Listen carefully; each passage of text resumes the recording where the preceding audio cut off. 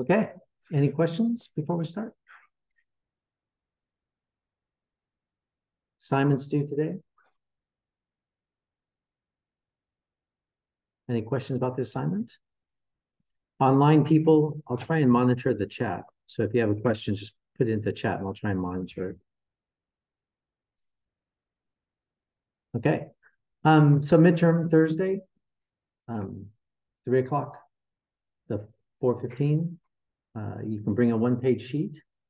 Don't need a Scantron. Just bring a pencil or pen. Don't need a calculator. There'll be no kind of, no math questions on there. Any other questions about the logistics of the midterm?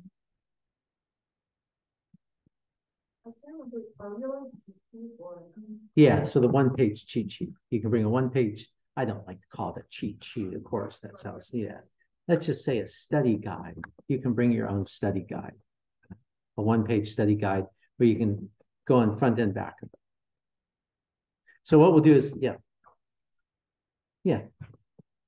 So what we'll do is at the start of the test, I'll ask you to put everything away. I'll ask you to hold up your sheet, and then we'll give you the test. You can write your answers on the test, and then if you when you're done, then I'll just pick up the test. Good. Any other questions or any questions about the logistics? I see a chat question. Does the one-page sheet need to be handwritten or can be typed? Anything you want, handwritten or typed.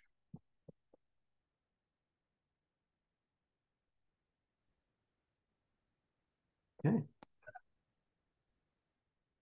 So I gave you this, which is basically just a couple of slides to show you the type of questions. So, the type of questions will be questions that, kind of look like this for multiple choice, and then looking for you to put the answer in there. If you put the answer in and then later on kind of think, oh, it's a different answer, then just go back and scratch out your other one and just write in. So because I'll look at all the tests by hand, so therefore I can see. And if you have any, like if you go through and you think, oh, both of those things are correct, right? Two answers are correct. And then you want to, I'd say choose the answer that you think is most likely to be the correctest. But then if you want to write in there sort of why it is that you think both answers are correct, then go ahead and write it in there. Because what I'll do is when I go through is that if it looks like a lot of people interpret it that way, then I'll go through and I'll adjust it when I grade them. Okay, so 3 categories of really lectures. We've had things on the history, on the structure, and on concepts. So we also gave you some terms. So where do you want me to start?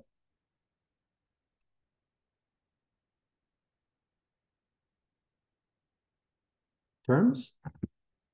Okay, we'll do terms.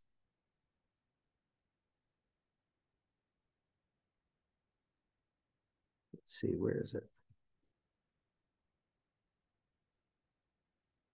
All right, any of these, here, I'll make this a little bit bigger. So, you can see I broke up the terms into history terms, structure terms, and then concept terms. So let's start with the history terms. Any one of these you want me to go through? Anyone that they have questions about?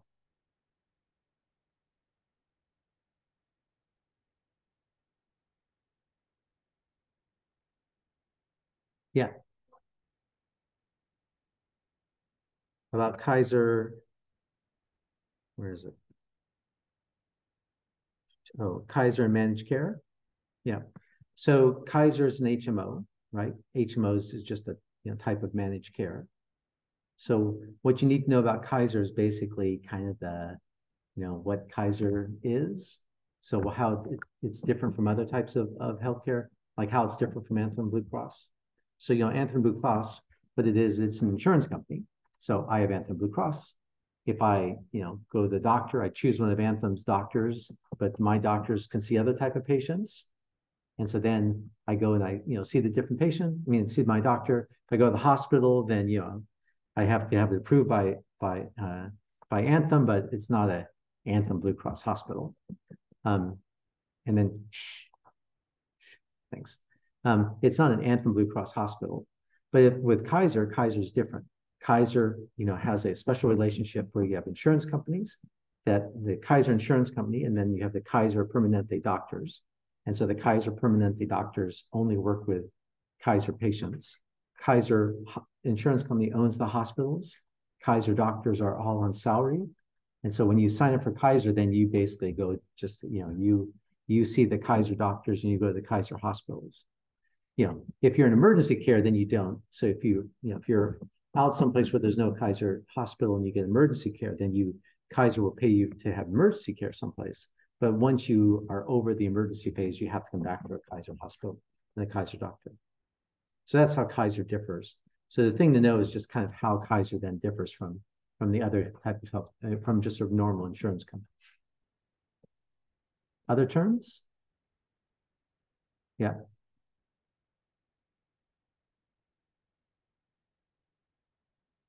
Yep. So the AMA stands for the American Medical Association. Were they for universal health care or against it? How many say they were for it versus they were against it? The answer is they were against it, right? So they didn't want universal health care. And so what they did to kill Truman's plan, so Truman was president during what decade? 1940s. 1940s, Truman was president. So during the 1940s, they killed it because they linked, they did the campaign to call universal health care what they call universal health care. Socialized medicine. Socialized medicine, which was akin to communism. So what they did is they tried to link socialized medicine, the Truman's plan to sort of saying this is like a communist plan. And of course, communism was the big fear from the United States at that period. And so therefore it just sort of killed Truman's healthcare plan. So thing to know about this is that AMA was against it, and that the way that they killed it is they did really the first sort of large lobbying campaign in American government history, where they lobbied to kill it by linking it to socialized medicine. Other terms? What killed the progressive movement's attempt at a universal healthcare? When was the progressive movement? What decade? What decade was the progressive movement?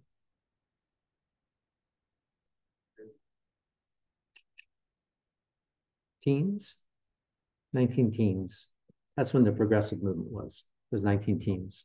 So like it started, progressive movement typically, are sort of seen as starting with Theodore Roosevelt as president in the early 1900s. This is the muckraking. So muckraking was, when they started to expose all the problems with large companies, kind of abusing workers. So that's sort of the start of the progressive movement.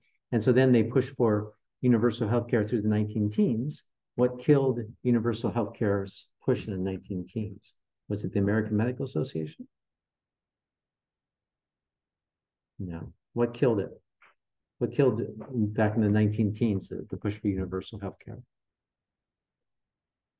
Yeah, World War I, and specifically because universal healthcare was what idea? No, it's pre-communism. No, German idea. It was and ironically, the head of the German government was called the Kaiser. Different than the Kaiser that started Kaiser Works, but essentially Kaiser. So it is healthcare first started back in the universal healthcare first started in the 1880s, back with Germany, and that but then once the U.S. went into war against Germany in World War I, German medicine idea was out the window, so that killed it. So you can go through the decades about what killed universal healthcare.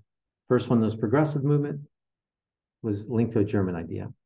Second one was with Roosevelt, and it was basically is that he just thought it was got pushed back because they thought it was too much to do both Social Security and to do healthcare. Then it was Truman, and it was linking socialized medicine. Then it was Nixon, and it was basically Edward Kennedy who was holding out for something bigger. And it was Clinton. Clinton was killed by the insurance companies, and then finally it was Obama, and then that's the one that got through. All right, other terms that you want me to go over? I see some in the chat. Let me see. German idea. Yeah, good idea. Okay, other terms that you want me to go over? Yeah.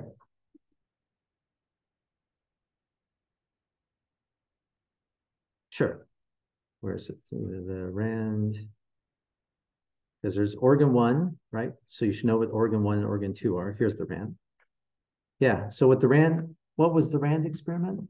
The RAND was back in the 70s, and it was, a really large kind of trial, randomized control trial, where what they did is they gave some people an HMO, they gave some people just regular healthcare, and they had some people without healthcare.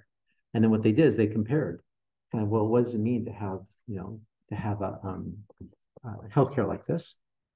And then, what they're, kind of doing is looking to see, if you had an HMO, did that lead to poorer care?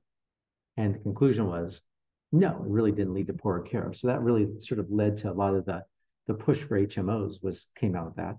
But the other thing they found is that if you just give a small copayment, it doesn't have to be very big, but if you just have a small copayment, that then the number of healthcare visits goes down.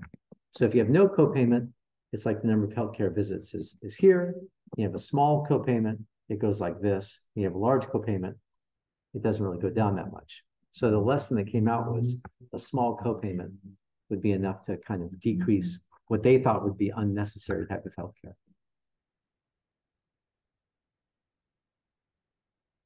Okay, so that's the main thing about the RAND experiment. Other ones you want me to go through?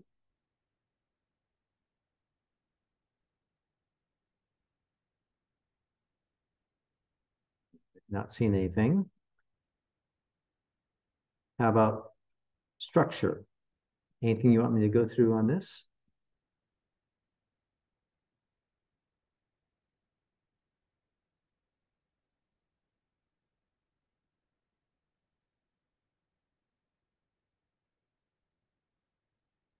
Yeah.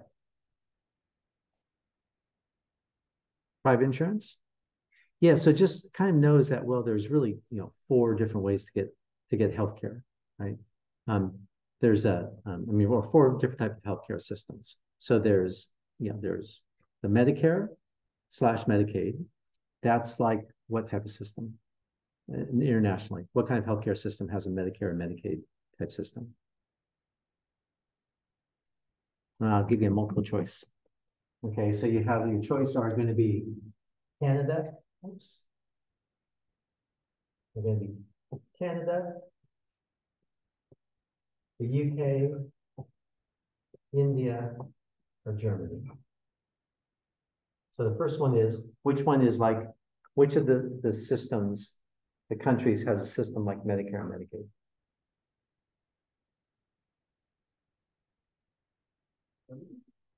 What if it wasn't Germany?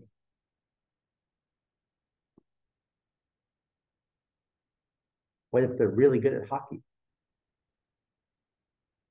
Canada. So Canada is like Medicare or Medicaid, right? And what that means is that the way the Canadian system works is that the Canadian government, hospitals are private, doctors are private, the Canadian government pays for it. They pay for hospital and doctor care. You have a little card that gets paid for it. So they pay for it. So it's the same thing as like Medicare and Medicaid, because Medicare and Medicare doesn't hire doctors, right? What is, if you're like private insurance, which of these countries has private insurance? Mostly private insurance. Germany, right? So Germany is private. If you are like Kaiser, which of these countries, UK or India, is like Kaiser? UK, right? So it's Kaiser. or it's the VA hospital, or it's Indian Affairs, right? They're all like that. And then this is for people who are uninsured. It's like India. So private insurance, the thing to know about is just like it's one of the 4 type of systems. If you get private insurance, where do most people in the United States get private insurance through? If you have private insurance, where do most of us get private insurance through? Employers. Most people get private insurance through their employers. What's the other way to get private insurance?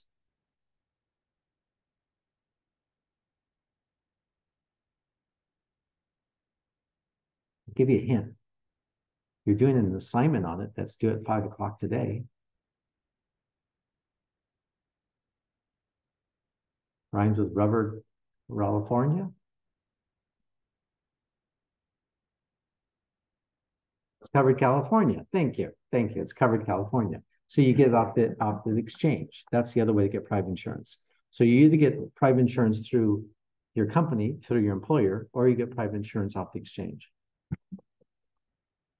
Good? Okay. Other questions off this? Yeah.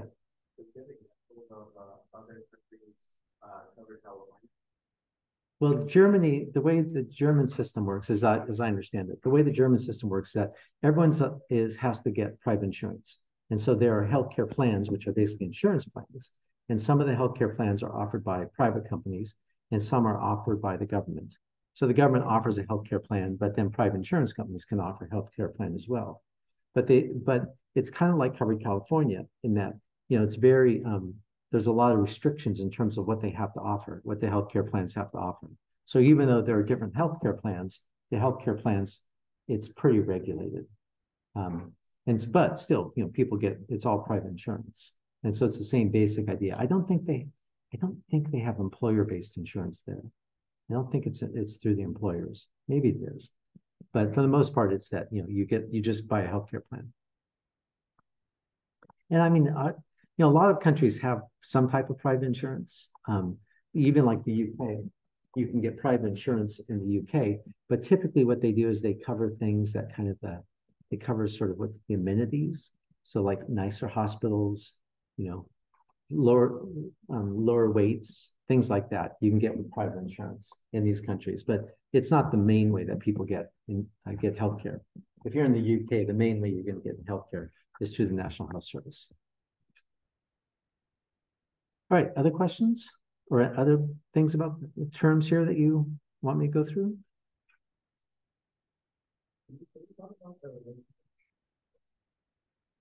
Between public health and medicine. Yeah. So the way I think about the relationship between public health and medicine is that public health has always just done the gaps, right? It's not always done the things that medicine didn't want to do. So, the power relationship between public health and medicine has typically been is that medicine has a lot more influence. Doctors groups, hospitals, Golden Valley, all the rest, they have a lot more influence than public health does. So public health doesn't really come through and tell these hospitals what to do, right? They don't direct them because public health doesn't really control any money. So public health doesn't really have much leverage to come through and to kind of tell Golden Valley, you should be giving more care to this type of area. So instead, what public health tends to do is they just tend to do things that the medicine doesn't want to do. So there's been a long history of conflict between public health and medicine, because like when public health was running free clinics, running a safety net, and they are offering free clinics before the Affordable Care Act came through, is that a lot of healthcare providers said, well, why are you running a free clinic? Why don't you just give us the money and we'll run the free clinic? As that, why should you be doing it? You're not a healthcare provider. And so public health was running these free clinics just because, they tended to be underfunded and so it's not like they were going to pay enough money to actually make it worthwhile for Golden Valley to suddenly start running a clinic for the public health department. So, they didn't, right? The public health department would do it.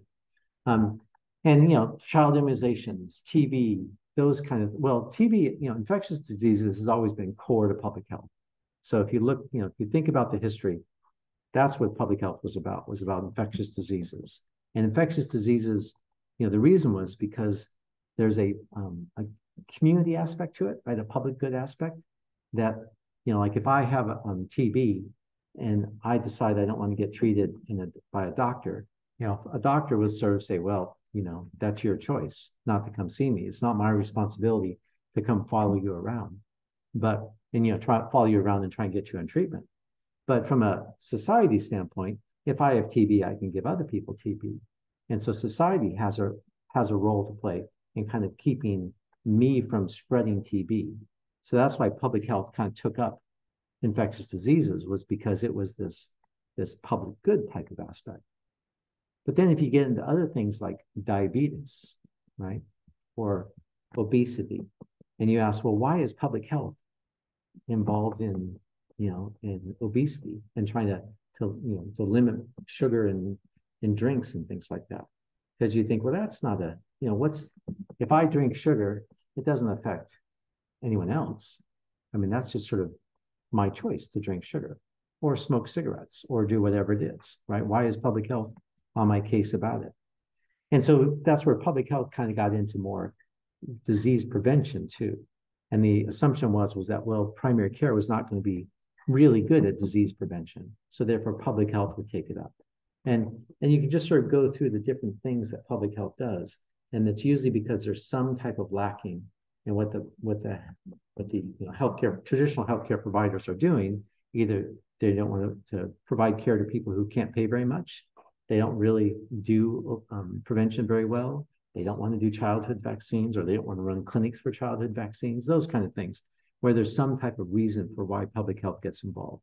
So when I say they do the gaps, I mean that they're doing things that the healthcare system just either doesn't want to do or doesn't do very well. And so that's where they step in. Other terms, yeah? Yeah, so what's the individual mandate? Everyone has to have insurance, right? And so how can you, if you can get insurance, what's your options for getting insurance in the United States? Because you have basically 4 different ways that you can, when you do your taxes at the end of the year, is I think they still have the box that says, do you have insurance, right? It used to be you had to actually fill it, a couple of years ago, you had to actually submit a little form that showed that you had insurance, health insurance, but I think they got rid of that. But so what's the ways that you can have insurance? Private insurance through your employer.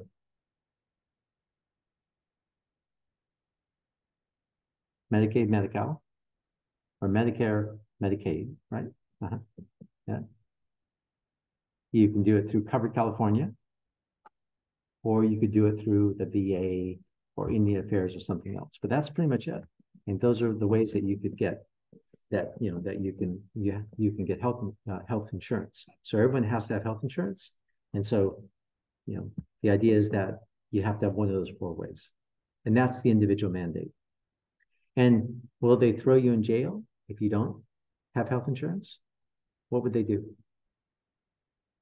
How did they enforce the individual mandate originally?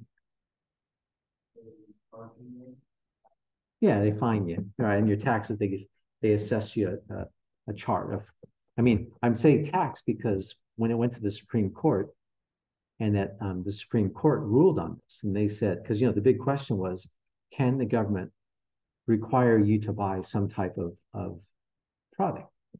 Because that's really what the Affordable Care Act was saying. It was saying everyone had to buy health insurance. So the question is, well, could the government require people to buy health insurance? What else does the government require you to buy? Clothes? No, they don't require you to buy clothes. They'll arrest you if you go out naked, but they don't require you to buy clothes. Driver's license? Do they require you to have a driver's license? No, you just, if you want to drive, you have to have a driver's license. But if you don't want to drive, you don't have to have a driver's license. So if you think around, there aren't very many, in fact, there's nothing else that the government requires that you buy. And so that when the Affordable Care Act was challenged, it was challenged by saying, well, what's the rationale for the government requiring you to buy health insurance? And so there was arguments that went along about, well, because, if I get sick, then someone else has to, on Medicare, then someone has to pay for it. So they're trying to do the same type of public good kind of argument that they were using for infectious diseases. But but the Supreme Court said, well, what did the Supreme Court say? The Supreme Court said, get rid of the individual mandate. Did they say, nope, you can require people to buy health insurance? Or did they say something else?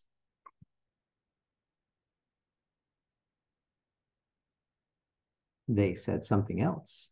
They said you can't require people to buy health insurance, but you can fine them, tax them if they don't buy health insurance, because it's, government can tax for lots of different reasons. So they can come and tax. There was nothing illegal about or unconstitutional about taxing people for not buying health insurance. So that's why the Affordable Care Act, the individual mandate, survived not as everyone's got to have health insurance. It survived as if you don't have health insurance, we're going to tax you. Any other terms that you want me to go through? All right. Concepts? Yeah.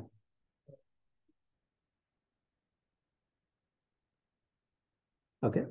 So do all the parts of Medicare? Okay, so what's Part A? Say it again. Not physicians. Part A covers. Okay, well, I'll give you. So your options are pharmaceuticals, doctor's visits, hospitalizations, or managed care. Those are your 4 options. So which one does Part A cover? How many say pharmaceuticals? How many say doctor's visits? How many say hospitalizations? How many say managed care? How many have no idea? Okay. The answer is A covers hospitalizations. Is that if you get Medicare, does everyone have Part A? Or is it optional? It is everyone. So everyone gets Part A. What's Part B cover?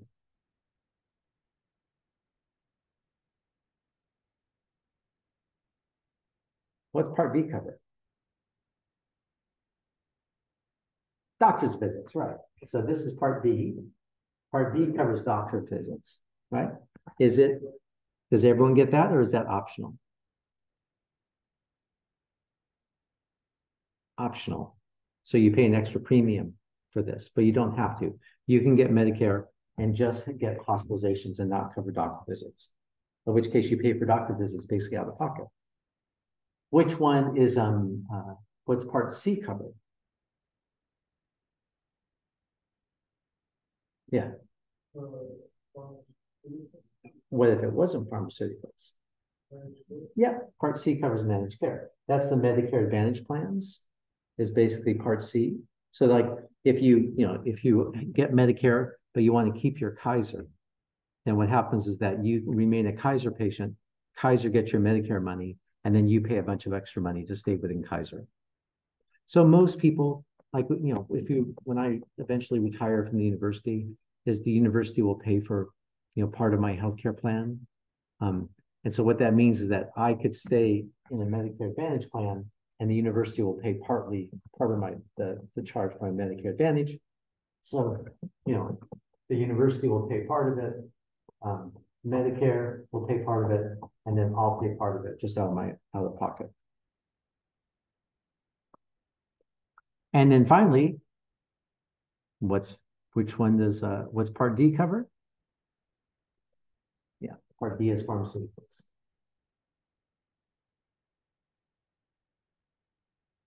Is the Part D, is that optional, or does everyone get it? optional, right? Part D and Part B are optional. Okay. Other concepts you want me to go through?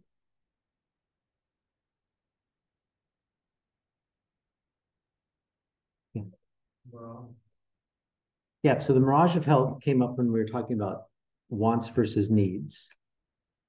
And we were talking about, well, so what's a health want versus what's a health need? You cruelly said that you're not going to pay for my health, my facelift. So because you said that's a need. And that, so then I asked you, well, what is it that you will pay for? And then you started to come up with the list of, well, these are what needs are. And the problem is that that list of what needs are changes with society, right? It's not static. And so this idea that that underlines well, I'll ask you, the idea that you can identify the level of need and have your healthcare just provides care just to meet that level of need, is that a biomedical type of approach or a biopsychosocial type approach? Is that type of concept more like a biomedical type of view of health or a biopsychosocial view of health? That there's some level of need that we can go ahead and we can identify that need, and that's what our healthcare will do, is it'll respond to that need. Biomedical or biopsychosocial? What if it wasn't social? That's a biomedical. Remember, biomedical view is that there are these things called health needs, and that the healthcare system responds to those needs. And that, you know, so if you're a little sick, they give you a little bit of healthcare. If you're a lot of sick, they give you a lot of healthcare. But the idea is that, you know, people get sick for other reasons and they come in with their needs, and that the healthcare system responds to those needs and then releases them again. That's the biomedical view. The biopsychosocial view is that health is, you know, depends upon social determinants and upon a wider range of things, et cetera, that go outside of just your traditional what's in the healthcare type of setting. So this idea that you can identify the level of needs, that's a biomedical type of view. And the Mirage of Health says that, well, there is no such thing as a level of need, because the level of need depends upon lots of different factors, and it changes over time. It changes as society changes. So things that we didn't used to think were health needs, we now see as health needs. And things that we used to see as health needs, we now think aren't health needs, because it changes. So this idea that you can identify what your level of need is, that's the Mirage of Health. Other concepts? Let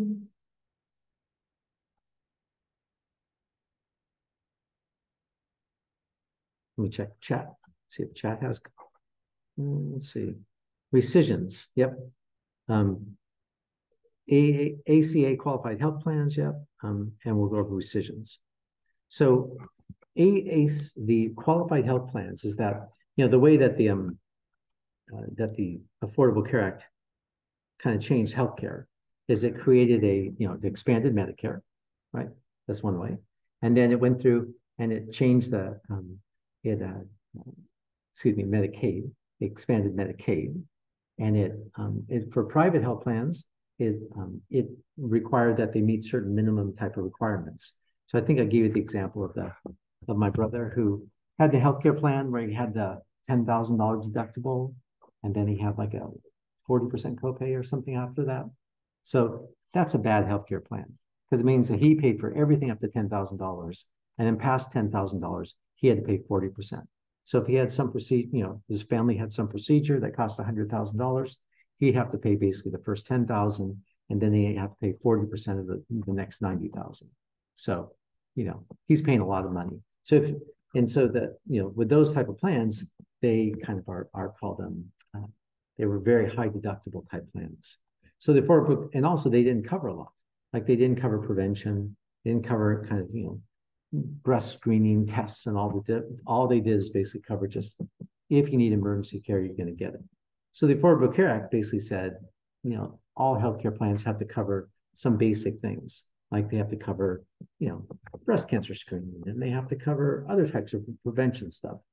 So those ACA qualified plans, then for them to be offered, they have to meet certain requirements. And where are they offered? Well, they're offered on Covered California.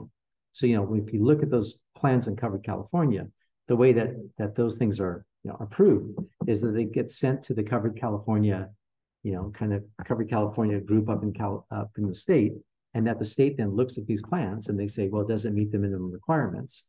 And if they meet the minimum requirements, then they start to negotiate with the company about what the premium is going to be, and then they get listed on Covered California's website.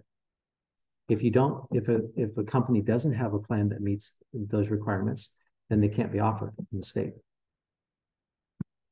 So that's the plans. Rescissions. What are rescissions? Yeah. So like, how did rescissions work? Well, yeah, no, go ahead. Okay. Well, the way that they would work is that insurance company, remember, because insurance companies initially back in the 1980s, when the HMOs first arose, what they were trying to do is they were trying to decide what they were going to approve. And so they would have doctors that they would have, who would be working for the insurance company. And so, like you might go into your doctor and your doctor says, well, I think you need a colonoscopy, right? And so then they have to get approved. Your insurance company has to approve it. So they'd send out the approval off to your insurance company, and your insurance companies would have doctors, and those doctors may turn around and say, nah, I don't think you need that. I think all you need is this. And so that turned out to really, really, really upset the medical profession, because essentially, the doctors who were seeing the patients were getting the care dictated by the insurance company. So that didn't go over well. And so the HMOs got a lot of bad press.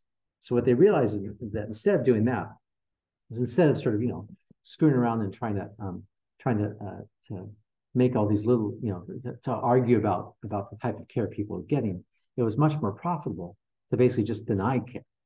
And so the way you deny care is that when someone comes through with a claim, is that you look in their past history and you say, well, did they fail to report anything that would be considered a pre-existing condition?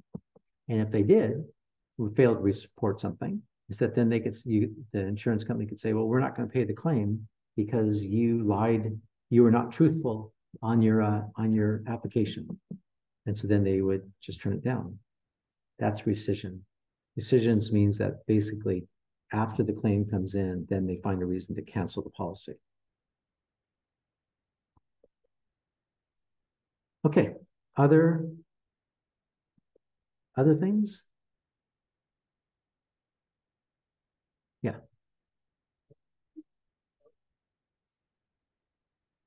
EMTALA? Mm-hmm. What's EMTALA? I mean, I forget what it stands for. Emergency medical something, something, something. But what does it do? EMTALA means that,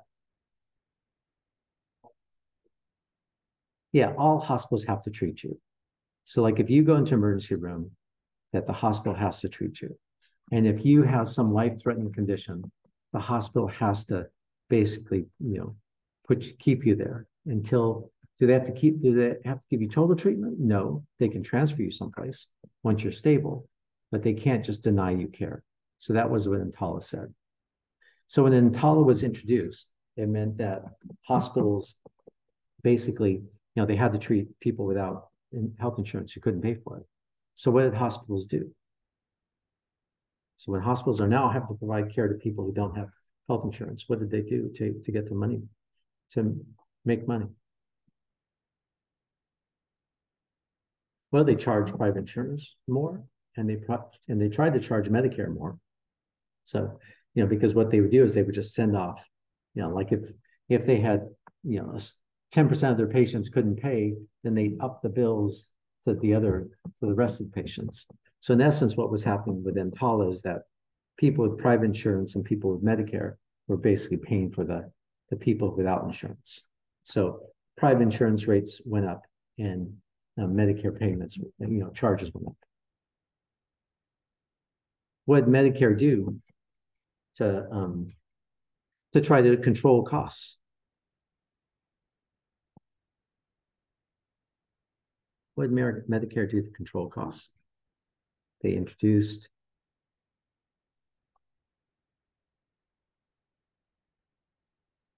Well, let's see. I'll give you multiple choice. Did Medicare introduce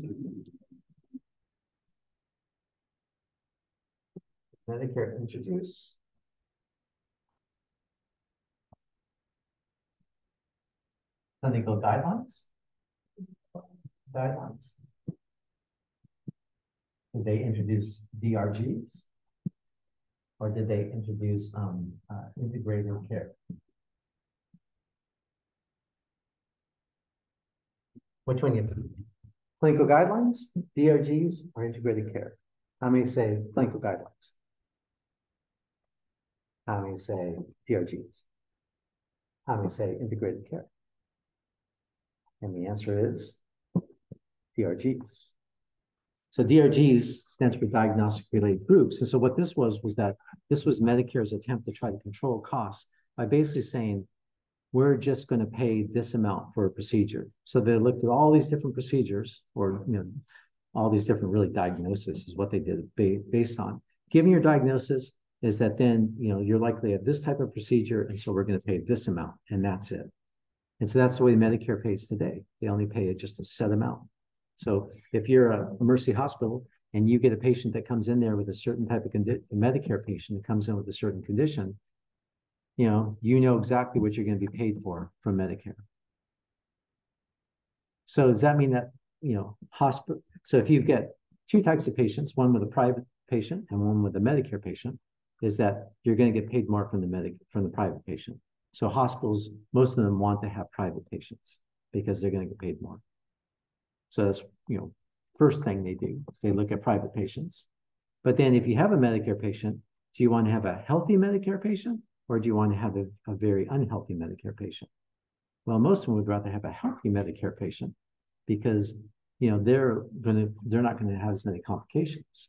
And so if somebody comes in, if a Medicare patient comes in with all these complications and they come in for, a broken, or because they're having trouble breathing, well, it may take the hospital 4 or 5 days to get the person stable. On the other hand, if someone comes in having trouble breathing and very healthy, maybe it takes a day. Medicare gets paid the same amount based upon whether or not the person stays 5 days or 1 day.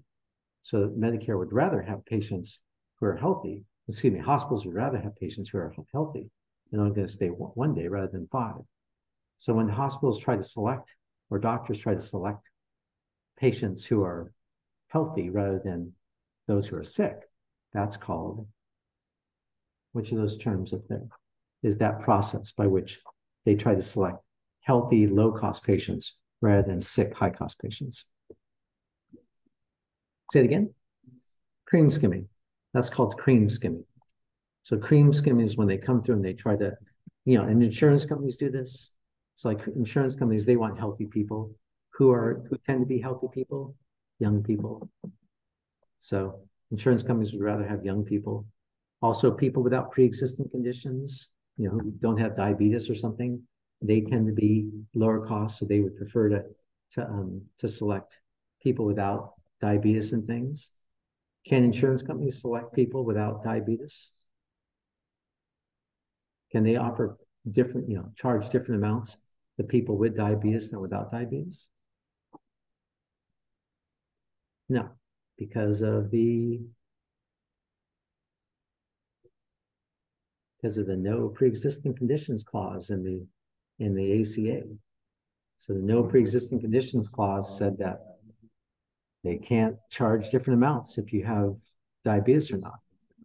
So it means that someone with diabetes who's going to be a high-cost person gets charged the same amount as somebody who is low cost, who is healthy and doesn't have diabetes. So how do they pay for this person? Well, they have to charge this person a bit more to do it. Okay, other terms?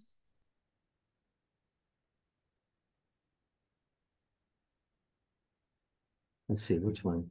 So we've gone through no pre-existing conditions clause, principal-agent relationship. We know about that. Am I your principal or am I your agent? I am your principal, right? I am your prince. Excuse me. I'm your agent. Sorry about that. I'm your agent. So I am, you know, you are the principal. I am the agent. Do I have more knowledge than you, or you have more than me? Well, agents typically, I mean, that's probably an open question in this case, but typically agents have more knowledge than principals. And so therefore, when I say we're going to talk about the principal agent problem, you don't know whether it's important or not. And maybe I'll be proven to be wrong about the principal agent problem, but that's the idea. Okay. Whoa, I'm hearing an echo. Any other terms here?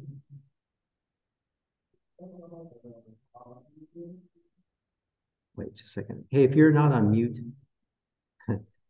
if you're not on mute, could you mute yourself? Thanks. So I'm sorry, which one? The Cochrane review?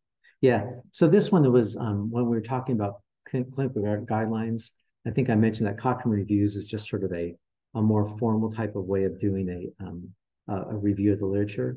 And I'm telling you this just because I think that I'm not going to ever require you to do a Cochrane review, but you'll find is that, especially if you go on and do an MPH, go on in public health or in healthcare in general, and you start looking at you'll run across Cochrane reviews, because they'll start talking about Cochrane reviews. And because it's a very systematic way of going through and doing literature reviews on effectiveness. So these Cochrane reviews are like, what's the best way to treat knee injuries caused by arthritis? So they'll do a Cochrane review on that specific thing. And so there's a Cochrane library where you can go in that you can look up, like if you've got some question about what's the best way to treat, to treat asthma in children, there'll be a Cochrane review on that you can go. And so that's what forms the basis for guidelines, are all these Cochrane reviews. So when they do guidelines, is that they basically take all this information from Cochrane reviews, they get together these expert panels, and they come up with their guidelines from that.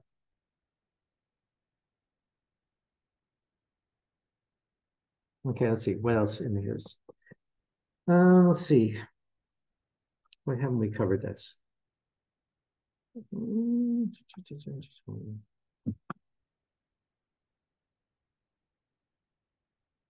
Well, cream skimming, just went over that, right? Methods of integrating care. So I kind of touched on this. I won't ask you too much about this, but about methods for integrating care. But in the Zoom lecture I gave last week, I talked about integration of care. And so the idea is that somehow you need a way to the healthcare system is very siloed, and so what happens is that people can fall through the gaps, and a way that people can fall through the gaps is that I might go see my primary care doctor, and I might go see the hospital, but if they don't share information, then neither one, then they don't know what the other one's doing. Or I might be told by my primary care doctor, go see a specialist, but then I don't know how to get to a specialist. I don't know how to find one, don't know how to get there. So that now suddenly I'm not getting the healthcare I need because there's no way for me to get over to the specialist. So all these things are just, they're caused by the fact that the healthcare system is very siloed. Is Kaiser siloed? Is the Kaiser healthcare system siloed like that? No, because Kaiser owns the hospital. Kaiser pays the doctors. Kaiser has the specialists. Kaiser has, so everyone, your whole healthcare, physiotherapists and pharmacy and everything else is all Kaiser. So it means everyone's using the same computer system. It means that, the doctor will know if you've been to the hospital will be able to tell the doctor, email the doctor and say, or put in the records, say this patient needs to be followed up. So all those things kind of flow a lot easier in a system like Kaiser. But once you leave the Kaiser model, then you're suddenly, remember the Kaiser model is also the UK model. It's also, other countries have that model where information can flow back and forth. So, once you leave that, then suddenly you have all these different problems. So we talked about some ways of doing, of integration is basically information sharing. That's a method of integration. We also said another way is to get promotorists or community workers. So if you get, especially for people who have, chronic health position, have very, very complex health conditions where they have to do a lot of things at home, and they have to go to different type of specialists, is that what they often do is they'll hook them up with a care navigator or a promotora or a community health worker or a nurse or case manager. It goes by different names, but the idea is to help someone flow through the system. That's a method of integration of care. So as long as the main ones that I want you to know about at this point would be, know about promotoras or care navigators, and know about information systems. Those are kind of the two ways we've talked about mostly. Let's see. Asymmetric information and direct and proxy. Okay, so asymmetric information, that is when one party has more information than another party. That's asymmetric information. So we talked about asymmetric information as giving rise to, which one? Adverse selection, moral hazard, or supplier-induced demand? Which one is caused by asymmetric information? Adverse selection is definitely, right? Because adverse selection occurs because if I know that I have diabetes and the insurance company doesn't, then they're going to charge me bad example. If I know I'm a bad driver and the insurance company doesn't know it, and so they charge me the rate of a good driver, then that's adverse selection. But also supplier-induced demand. Because supplier-induced demand occurs when I, as the agent, the doctor, try to get you to do something with health, trying to get you to use more healthcare just because I want the money from you using the healthcare. That's supplier-induced demand. So that occurs from asymmetric information. So asymmetric information just is when one party has more information than the other.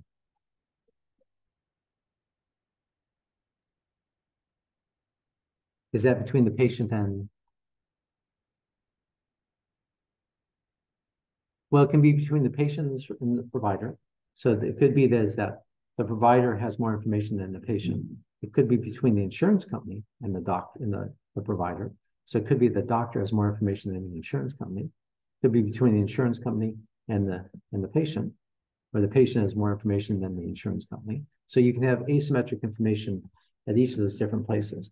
If it's between the doctor and the patient, then typically the problem is supplier-induced demand, right? Because then the question is, when the doctor says, I need to go and see them once a week for the next 5 years, right? Do I really need to do that or not? I don't know. So if the doctor is doing that just to get me to come in because he needs the income, then that's supplier-induced demand. On the other hand, if the individual has more information than the insurance company, then that's adverse selection, because then the person's not going to purchase different type of insurance, and the insurance company doesn't know it. So that's asymmetric information that causes a adverse selection. And then let's see, between the doctor and the insurance company, well, if the doctor is going to have more information about the patient than the insurance company. So if the doctor says, oh, this patient really needs to have some really, really expensive treatment, and that the insurance company doesn't know if it does or not, that type of problem is called moral hazard, right? Moral hazard occurs when the doctor sort of says, oh, well, we really need something really, really expensive. The insurance company wants them to control, doesn't want to give these unnecessary treatments, but the doctor has more information.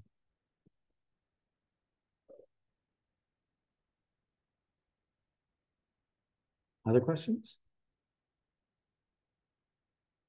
Okay, let's see. So we have 15 minutes left. What would be helpful? Give the answers? Would that be it? Would save a lot of time. Yeah. What would I say? Okay, so good question. So I'll rate these things by how important they are. Of course, everything's equally important, but some are more equal than others. So if I rate which are the things that are probably going to be the most kind of, so yeah, you should know that. Basically, you should just know that there are, you don't have to know all the different diseases. The main distinction is that, the diseases of colonial America were mostly epidemic, infectious diseases, and diseases of the of nowadays are mostly chronic diseases. So, like what's a chronic disease? Cancer, diabetes, asthma, arthritis, all these things are chronic diseases. So nowadays people tend to die of chronic diseases. Back then they tended to die of infectious diseases. So what's an example of big infectious diseases back in that period? Smallpox, malaria, cholera, typhoid, things like that. For humors, so just kind of know, that's something for just know what they are. Reason why it was hard to make a living as a doctor in 1800s. So, that's where kind of went through and talked about the fact that, well, you don't see very many patients in a day because patients can't, especially in rural areas, because, not that many patients can come into your office. So if you go see them, then you're traveling half the day to see one patient. So, it was easier for doctors in cities to make a living than rural doctors during the 1800s. How were doctors trained? So for that one, just know the basics, that pretty much training in the 1800s was for the most of the time, it was a apprenticeship, and definitely in that there was two schools. There was the holistic school and the Orthodox school. And so, but it was mostly just an apprenticeship. But then, I think I also talked about how changes in medicine training were going on in Europe, where it was much more science-based. And then when the Flexner report came through, how did the Flexner report change medical education? Well, the Flexner report came through and basically said that the only type of training should be the Orthodox training, the science-based training. So progressive movement, went through that. Blue Cross Blue Shield, those were the first type of commercial health insurance. Blue Cross was for hospitals and Blue Shield was for doctors' payments. Initially, that the doctors didn't want to have a payment schedule for them, but they realized that they agreed to it primarily because they set the fee schedule. So then they were much more enthusiastic about it. So we talked about Kaiser. When and why medicine became a more prestigious profession? Well, that was the period really, the 1900s up to 1970, especially 1940 to 1970, because that's when all the big advances in medicine were made. So by 1970, healthcare can do a lot more for you than they could in 1940. But also as a result of that, it meant that they're a lot more complicated. So that led to more medical errors. The Tuskegee experiment. So that's, a case of talking about sort of a misuse of public health. And also that's misuse of doctors seeing themselves as scientists, right? So the Tuskegee and then some of the other problems that come along in healthcare arise because, remember, by the Flexner report, the idea was that all these doctors would be scientists. And so you'd have every doctor's office would be like a little laboratory where they'd be experimenting and trying new treatments and things like that. And in retrospect, that was a bad idea because, last thing you want is all these people out there in their practices trying their own things all the time. Because that's why you have clinical guidelines, is to basically try to firm up the way treatment is. Truman's role went through that, went through socialized medicine. Trade unions, did trade unions want the healthcare, the universal healthcare? I may say yes, trade unions wanted universal healthcare versus no, trade unions didn't want universal healthcare. The answer is no. They didn't want it because they wanted to offer healthcare as a benefit to their employees, to their union members. So they weren't actively against it like the American Medical Association, but they definitely weren't enthusiastically for it. Reasons why employer funded insurance rose during the 1950s, mostly because the US government didn't go through and pass universal care, and healthcare was not that expensive.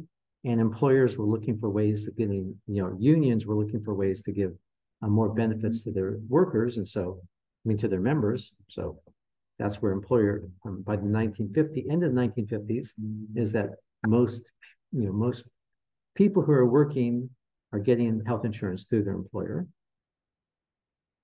Why was Medicare and Medicaid introduced? because it was introduced because the people who didn't have health care from their employer were people who didn't work, were children, or who didn't have an employer to, to give them health care. And so that's where Medicare and Medicaid came in the 1960s. Medical's arms race, that was when all the 1970s, all the hospitals are competing by trying to get as much high technology as possible. Why Nixon's plan failed? Nixon's plan failed because mainly because Senator Edward Kennedy wanted to have something that was more like the UK, and so he sort of killed Nixon's plan. Rand experiment went through that. What's meant by the fall of medicine? Fall of medicine, what it means is that the rise of medicine in 1940 to 1970. The fall of medicine since 1970 is just that you're not having huge advances in medicine. So like, a lot of the new drugs that come out is they're giving marginal advantages, but not like the big ones like they were 1940 to 1970. DRGs, just talked about that. Downside is seeing themselves physicians as scientists, just talked about that. Rise of evidence-based medicine in the 1980s and 90s, that occurs because of errors in medicine, medical misadventures start to become a lot more prominent and common. And so they therefore go through and try to counter that by saying, well, let's give guidelines, let's promote evidence-based medicine to try and keep doctors from being these individual scientists. Why HMOs become unpopular in the 80s and 90s? Well, it's because of, HMOs tried to control healthcare by denying coverage. Why Clinton's healthcare plan failed? Failed because she didn't get, I'll say she, because it was really Hillary who led it, didn't really have support and didn't have the insurance companies on the side and didn't have the doctors on the side. Oregon One was all about prioritization. It was all about how you go through and can they come up with their needs versus wants, is really what the Oregon One was about. And in the end, they came up with a list, and they still kind of use that list, but it wasn't the dramatic kind of, oh, we can just definitely only do these things and not those things. Let's see, importance of Oregon 2. Oregon 2, what that was that where they just they didn't have enough money for Medicaid. And so what they did is they just randomly said, you people get Medicaid and you people don't. So what it was this little natural experiment to see whether or not providing Medicaid actually led to better health than not having Medicaid, not having health insurance. And did people with Medicaid have better health than people without health insurance? Both sides could argue that, so there wasn't any difference in life expectancy. People with health insurance, they saw things like, they had more hospitalizations. They also had better mental health, fewer problems with, going bankrupt because of healthcare problems. But, you didn't sort of see differences in life expectancy or things like that. So it was a natural experiment. Medicare Part D, talked about that. Contribution of the Massachusetts healthcare plan to the ACA. Well, the Massachusetts healthcare plan was basically the Affordable Care Act, or I should say it the other way around.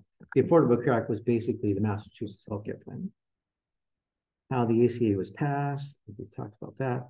Why did the Trump administration fail to kill the ACA? Why didn't Congress repeal the ACA? I mean, they had the votes to do it. They had the number, they had control of both chambers of Congress. They had the control of the White House, so they could have done it. But the reason they did it was because people really liked what part of the ACA? No pre-existing conditions clause. They really like that. And the problem is that every time that you try to offer health insurance, but keep the no pre-existing condition clause, is that then you end up with adverse selection, right? Because it means that they're going to charge people more with diabetes. And so people with diabetes can't afford it, and just start. So they were predicting like 20 million people would be out of 20 million people would be out without insurance. And so since they didn't have a plan to replace it, finally got voted down. All right, so EMTALA, Specialist Medicare, Medicare Advantage, HMOs, Kaiser, Indian Affairs, Qualified Health Insurance. I think we've covered all these. Any of these ones that we haven't covered?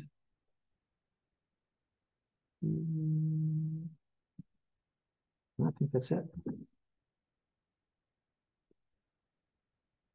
Good. Any questions by anything? So I'll check the chat.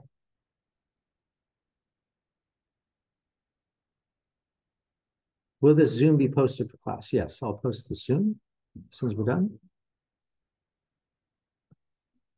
Okay, see you at 3 o'clock on Thursday. Yeah.